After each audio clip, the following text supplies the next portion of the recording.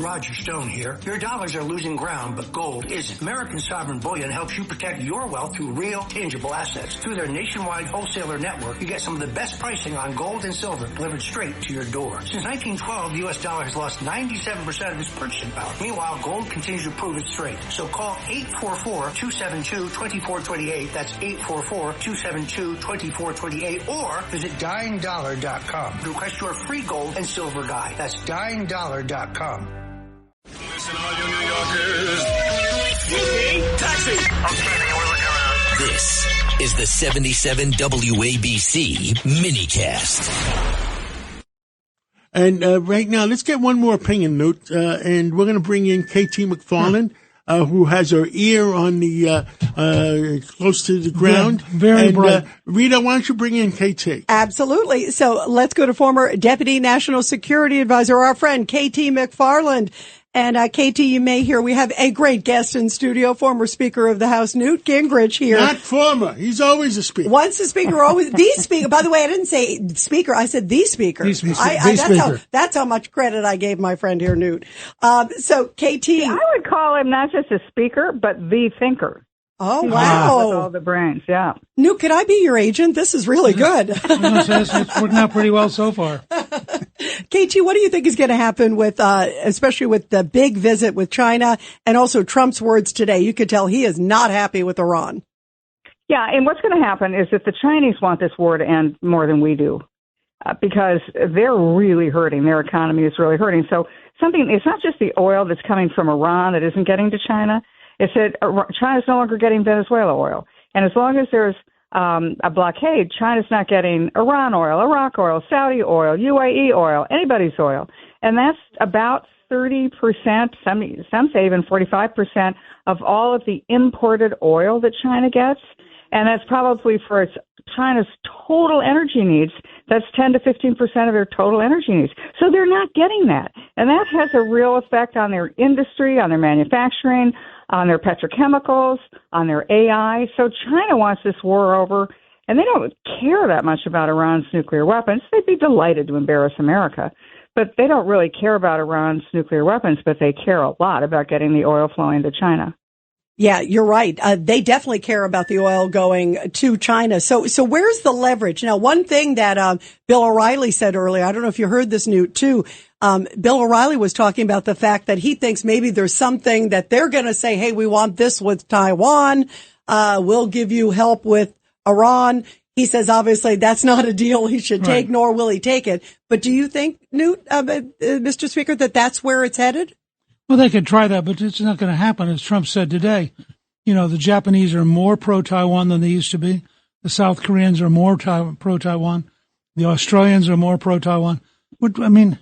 I think something like 70 or 80% of the world's computer chips come out of Taiwan. We're not going to turn Taiwan over to the Chinese communists. It's not going to happen. Not under, they know that it's not, and it's never going to happen Trump. Not under Trump. That's right. And the Chinese know that.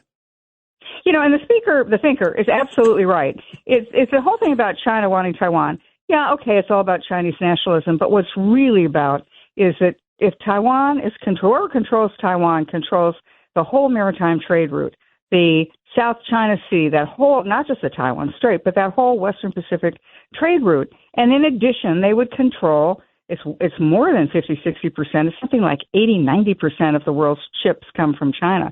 So that's why, from Taiwan. So that's why China's eyeing Taiwan. And Donald Trump's awfully smart. He's going to see through that one really fast. Yeah, no doubt. And KT, final thoughts. I know you got about a minute or so left. What do you think he's going to do vis-a-vis military action or wait to see what happens? I think some of these energy locations are clearly on his sights. I think what he'll do is wait till the China trip is over, see if the Chinese can use their leverage with Iran. I don't think it'll work. The IRGC, the hardliners, I guess they just want to be martyrs. So I think what President Trump will do is when he's back from China, he'll resume military action. There's 75% of all the military and military industrial targets have been taken out, but that still leaves 20, 30% left to go. I also think you'll start seeing the third and fourth tier of the Iranian leadership be removed, probably the IRGC. And at some point, there's going to be leadership in Iran that just says, okay, 93 million Iranians are not just going to die to keep 50,000 IRGC members in office, because the next move, so let's say we have military action, then Iran's next move is that they'll strike at some of the oil infrastructure in the Gulf Arab countries. And then what's our next move after that?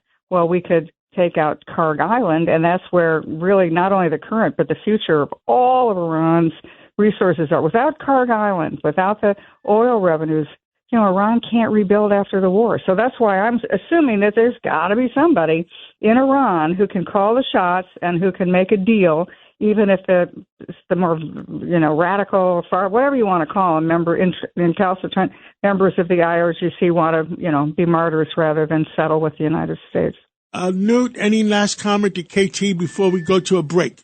Listen, I've always admired KT. I agree with her entirely. I'm not quite the thinker she said I am, but I really agree with her. I think she has a very astute analysis, and she's given me some things to think about in this interview. Oh, wow. That's from the thinker. Oh, thank you.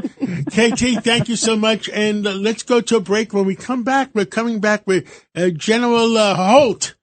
And he's got some more intelligence for us. And let's see what other opinions we have. Let's take the break, and we're going to come back with General Holt, and Speaker Gingrich will still be here with us. 77 WABC and Bergen Newbridge Medical Center honor the life of legendary broadcaster and our friend, Ernie Anastas. Hi, it's Ernie Anastas. Your thoughts can affect how you feel. Bergen Newbridge Medical Center is the largest hospital in New Jersey, providing comprehensive, equitable, compassionate, and high-quality emergency inpatient and outpatient medical care, plus mental health services and substance use disorder treatment. The Bergen Newbridge team can address your total health needs in one convenient location. Call 201-225-7130 for an appointment or newbridgehealth.org.